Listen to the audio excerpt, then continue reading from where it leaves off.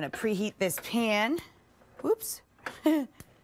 Preheat this pan for my sloppy joes. There we go. Now I want this pretty high, medium high to high heat, because I want that beef to brown up nice and caramelize for me. I covered the bottom with a little EVOO. Now, this is ground sirloin. It's 93% lean. It's really nice stuff. Now, I am going to give that a minute to heat up because I want the pan scorching hot. I'm going to mix together my seasonings first. Super simple. Now, sloppy joes, they're a little bit sweet, right? So I'm going to take some brown sugar here, a couple of handfuls. Light brown or dark brown, whatever you got in the cupboard is fine. 2 handfuls of that.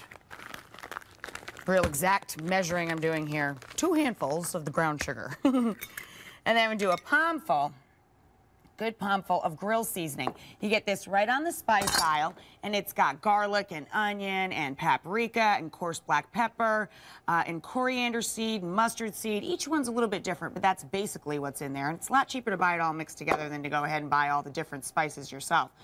I love grill seasoning. It's terrific stuff. So I get grill seasoning for steak, any brand you like, mix it in with the brown sugar and combine it, and that's my little seasoning packet there. Okay, once you get the meat all broken up, you go ahead and add your seasoning and let it all just start working together there. I'm going to sprinkle that in evenly down over the ground sirloin. Smells good already. Off to a really good start there. Now I'm just going to let that kind of work and keep half an eye on it. Okay, I got my onions in there. Get a little stir, get those working. Ooh, that smells good. Ground beef and onion, how good is that? Now let's get our red pepper in there. What a beauty, huh? Run the knife through these, a little chop of this. And you know, the red pepper, wow, it really adds something. I just love that flavor with it. Nice and sweet red bell pepper. Sure, you could use green. Okay, a little vinegar, just a splash. Let it cook out. Get your face away from the pan or you are gonna really feel that vinegar. Ooh, smells good though.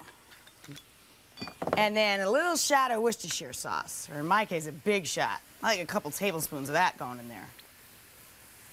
And that'll just bring out the beefiness of your ground sirloin. Nice.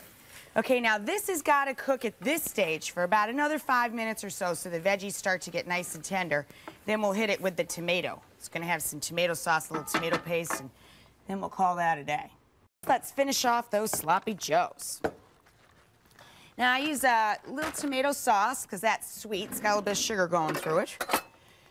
And a little bit of tomato paste, a couple of big rounded spoonfuls of that to make it thick enough for me. And it's a subjective thing. You make them as thick or as loose, well, I guess you'd say as thick or as sloppy as you like. Garbage bowl that. 2 cups of tomato sauce. It's just shy of 2 cups, you know, a small can. 15-ounce can. Stir that in. Now this is a pretty good consistency for me. A little bit thick though. I want mine to really stick to the bun, so I'm going to go ahead and add a little of that tomato paste.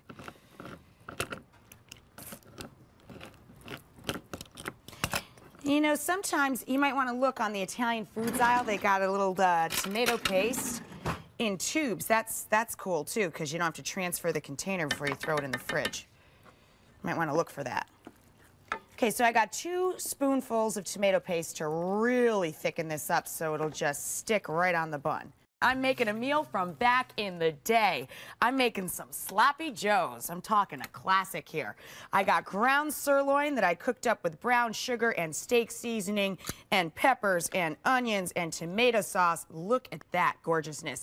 And the 2 special ingredients, a little zing of red wine vinegar and a little Worcestershire sauce in there. How good does that look?